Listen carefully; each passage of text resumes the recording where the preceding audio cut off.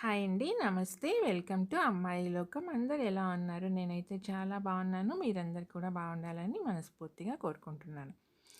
ఇవాళ మన రెసిపీ వచ్చేసి క్యాటరింగ్ స్టైల్‌లో ఎలా అయితే రెడీ చేస్తామో మనం ఉప్మా, సేమ్ అలానే మనం ఇంట్లో కూడా తయారు చేసుకోవచ్చండి. చిన్న చిన్న టిప్స్ ఫాలో అయితే చాలు. ఆ టిప్స్ ఏంటనేది నేను ఈరోజు చూపెడతాను. రండి వీడియోలోకి వెళ్ళిపోదాం. ఒక చిన్న రిక్వెస్ట్ అండి. ఫస్ట్ టైం కనుక చూస్తున్నట్టు సబ్స్క్రైబ్ చేసుకొని చూడండి. అలానే ఒక లైక్ అయితే ఇచ్చేసేయండి.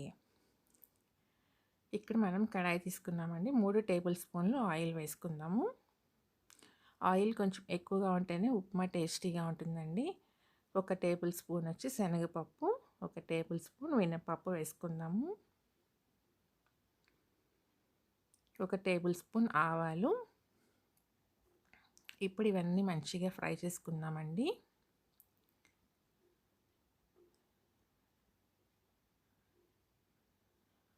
మంచిగా ఫ్రై అయిపోయినాయి అన్ని పప్పులు అన్నీ. ఇప్పుడు దీంట్లో వచ్చేసేసి జీడిపప్పులు వేసుకుందాము.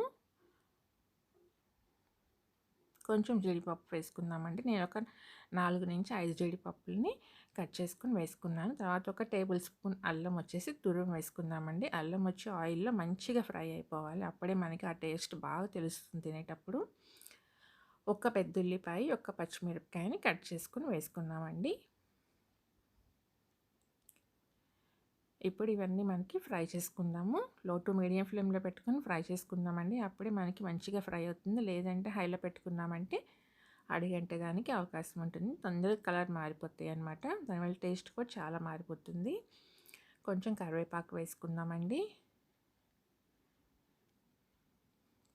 ఇప్పుడు 1½ కప్ వాటర్ యాడ్ చేసుకుందాం మనం.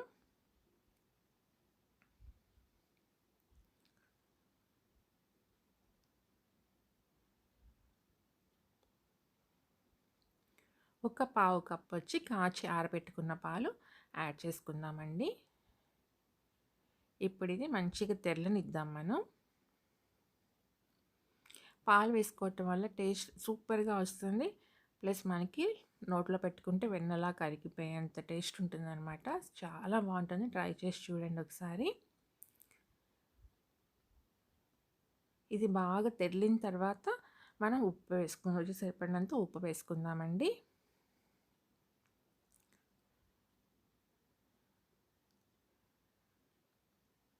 ఇప్పుడు 1 కప్పు రవ్వని యాడ్ చేసుకుందాము. ఇది వచ్చేసేసి ఆల్రెడీ నేను ఫ్రై చేసి పెట్టుకున్నదేనండి. అందుకని నేనేమి చూపెట్టలేదు మీకు సపరేట్గాను.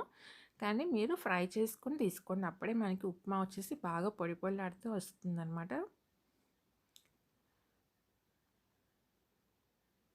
ఇది నేను ఎప్పుడు కూడా రవ్వ తేగా నేను ఫస్టే ఫ్రై చేసుకుని డబ్బాలో పెట్టుకుంటానండి. అందువల్ల సపరేట్గా మీకు చూపించలేదన్నమాట నేను.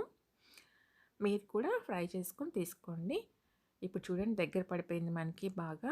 ఇప్పుడు మనం ఫైనల్గా ఏం చేస్తామంటే ఒక 2 టేబుల్ స్పూన్లు ఆయిల్ పైనుంచి వేసుకుందామండి. ఇది నెయ్యి అయినా కూడా వేసుకోవచ్చు మీరు.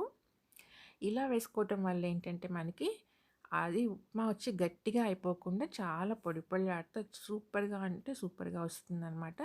తప్పకుండా ట్రై చేసి చూడండి మీరు. కొంచెం కొత్తిమీర వేసుకుందాం అనమాట ఫ్లేవర్ కోసం అంతేను. చూడండి స్టవ్ ఆఫ్ చేసేసిన తర్వాత కొంచెం పక్కన పెట్టుకున్నామంటే 2 మినిట్స్ మంచిగా సెట్ అయిపోతుందన్నమాట. నోట్లో కరిగిపోతుందన్నమాట తిన్నారంటే. అంత యమ్మీగా ఉంటుంది. తప్పకుండా ట్రై చేసి చూడండి. మీకు ఎలా వచ్చిందో నాకు కమెంట్ అయితే చేయండి.